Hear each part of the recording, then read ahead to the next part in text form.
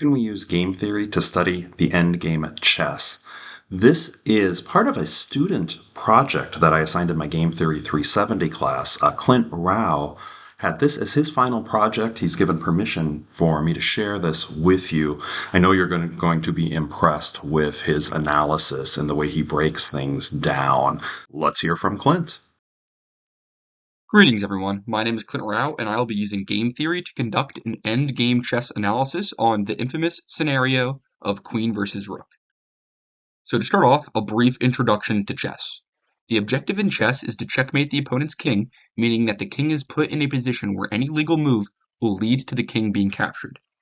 This takes place in an 8x8 grid where two players face off with the goal of checkmating the other. Each player has 16 pieces each, that being one king, one queen, two rooks, two knights, two bishops, and 8 pawns.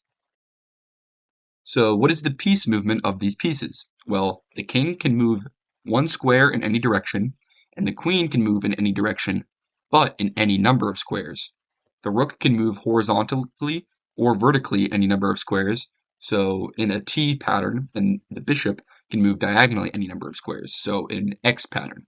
The knight can move in an L shape with going forward, backward, left, or right 2 squares, and forward, backward, left, or right 1 square. And the pawn moves forward 1 square but captures diagonally, and on its first move, the pawn can actually advance 2 squares. So here are just some graphics to help you visualize the movement of each piece. The pawn being able to move 2 squares initially, and then 1 square thereafter. Knight movement being in an L, so 2 squares forward, 1 left or right, or any combination of that. The bishop being able to move diagonally any number of squares. And then now the pieces that will have significance in this analysis being the rook, which can move in T formation any number of squares. The queen, which has the most mobility out of any piece in chess and can move any direction, any number of squares. And then the king, which is essentially the same movement as the queen, but only 1 square in any direction. So let's dig into what a check and checkmate actually is. Well, a check is when a king is under direct attack, and this means that an opposing piece has the king in its scope. And a checkmate is essentially where the king is in check, and the king can't make any legal move to escape that check. This is further visualized here, where right now this bishop has the black king in check. However, this is not a checkmate, as black king can go left or right and escape the enemy's scope. A checkmate is essentially where the king is in check, and the king can't make any legal move without exiting the check. So that allows whatever player to win if they have the opponent in checkmate. A draw is something to note, but will not be very prevalent in this analysis. A draw is essentially where the king is not in check, but cannot make any legal moves, and that's just a tie in the game of chess. So the queen versus rook endgame. We should note that there is automatically already a material imbalance with the queen outranking the rook in mobility, as the queen can move any direction, any number of squares, but the rook is limited to just that T pattern. The queen can utilize this mobility to take the rook or to keep the black king in check, and the rook must try and attempt to keep the queen in check, check the king. The rook may go for a draw due to this imbalance. However, we'll be specifically covering white's strategy, so how the white player, the moves that they can make to guarantee themselves a checkmate. So this will basically be using game theory to analyze how white can win in this scenario every single time. So white's strategy, with white having the first move, will be to isolate the king through taking the rook with constant pressure. If the white queen can eliminate the black rook, then that's essentially a guaranteed win as long as the white makes smart, rational moves and avoids draw. This is essentially just a sequential game in which each player has an infinite number of decisions which can create an infinite number of endings or an infinite number of subgames. With strategic forward thinking, white can force a checkmate so long as white has the first move. So to cover all this scenario initially, white queen will want to go to d5. This is because white queen will then right away put black king in check at g8. So this limits black's moves to either f8, h8, or h7. So black king here can only really go to f8, h8, or h7. So let's assume that black king goes to the left initially over to f8. That will automatically be a checkmate and would be a very irrational move for black to make, as white queen would just move up to d8, and that is a checkmate as black king is in check and cannot escape a check with any move. The other move that black can make would be to go to the right over to h8. So let's say that black king goes to h8. White queen would counter this by going forward up to d8, and essentially that puts the black king in check. To escape check, black king's only resort is to move down to h7, and that allows white to guarantee take out the rook in this scenario. And that essentially puts the game into this situation, where now the black king is still in check, so white queen has kept black king in check, and black king has three moves. He can go diagonally over to g8, forward to h8, or down to h6. Those are the three moves that black king can make to escape check. This situation should be noted for the rest of the analysis. This is where black king is currently on h7 and white queen is on c7. In this scenario, black king can make three moves. Forward to h8, diagonally to g8, or down to h6. And this will lead to a checkmate in any possible move that black can make. Black goes forward, white moves to the right to g7, checkmate. Black can't escape a check. Same if black moves diagonally over to g8, white moves to the right over to g7. Black can't escape check, checkmate. And likewise, although slightly more prolonged, if black king moves downwards to h6, white queen moves to the right over to g7. That forces black king to move downwards yet again to h5. Queen can then move to g5, and that is a checkmate again. This shows that after white queen makes that initial move from h5 over to d5, putting black king initially in check, if black king moves to the left, that's a checkmate right off the bat. If black king moves to the right, that ends up with him having three options, all leading to an eventual checkmate.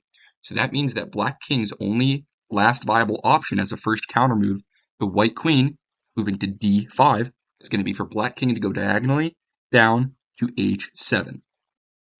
As we previously discussed, white's strategy is to keep black king in his scope or in check, as that will limit black's possible decisions. So white queen will thus move down to d3 and put black back in check. Similarly, this gives black three more options like previously. So black's first option would be to go diagonally over to g8. If black does this, white will maintain the same strategy and move up to d8, putting black king in check yet again. This allows for a similar situation where black has to move back down to h7, and then white can forcefully take the rook. And this situation should look quite familiar, as now white queen has black in his scope at h7, giving black three options. This was already previously analyzed, as in this situation, black is forced into a checkmate in any move he can make. So if he moves forward to h8, that's a checkmate. If he moves diagonally to g8, that's still a checkmate. And downwards, it's prolonged, but it still leads a checkmate. And this is actually the same scenario that occurred after black king made that initial counter move to h8. The last two possible moves that black could make and maybe not be checkmated are depicted here. And this is after black is initially here on g8. Black moves to the left. We discussed that is a guaranteed checkmate. To the right, that's a guaranteed checkmate. And going downwards to h7 and then going diagonally, that also leads to a guaranteed checkmate. So the last two options black king can make is to go forward or down. So let's say black king moves forward to h8. Well, following the same strategy, white queen would move forward to h8, putting black king in check. That would forcefully allow the white queen to take rook, forcing black also back down to h7, in this scenario, this should look awfully familiar yet again, as to a checkmate every. Same scenario as depicted twice now. There's 3 different moves that black king can make, and each will lead to a checkmate. The last possible move that the black king can make in this situation is down to h6.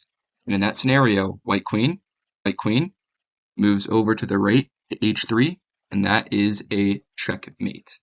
So as we just discussed, in this scenario, if white plays the cards right, they can win every time and keep black in check essentially the entire game.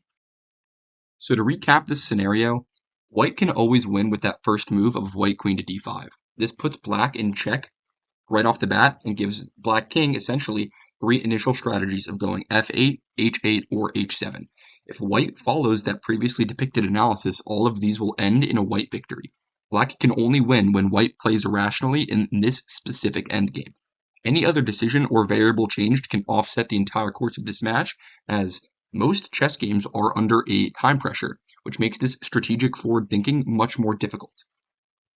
Here is a extensive form sequential game that kind of visualizes this whole analysis. As you can see, if black king goes to f8 initially, that's a white victory off the bat. If black king goes to h8 initially, it slightly prolongs the game, but it will still lead to a white victory no matter what move black king makes thereafter. And essentially the move that black king can initially make is to h7, which gives white the most amount of options or most amount of possibilities to potentially act irrationally. So in this analysis, black king's best bet would most likely be to go to h7 after white's initial move of white queen to d5, as there's much more decisions for white queen to make in that situation, which could potentially lead to white queen making the wrong move and black king, or black in general, possibly winning or getting a draw in this endgame. Game theory is very apparent in chess. There's between 10 to the 111th to 10 to the 123 possible iterations of a chess match. Essentially, chess is just a complex sequential game in which every move will yield several counter moves, eventually leading to a checkmate or draw. This sequential game can have nearly infinite subgames just because of the mobility of some of the pawns, or pieces, and based off of the decisions of each player.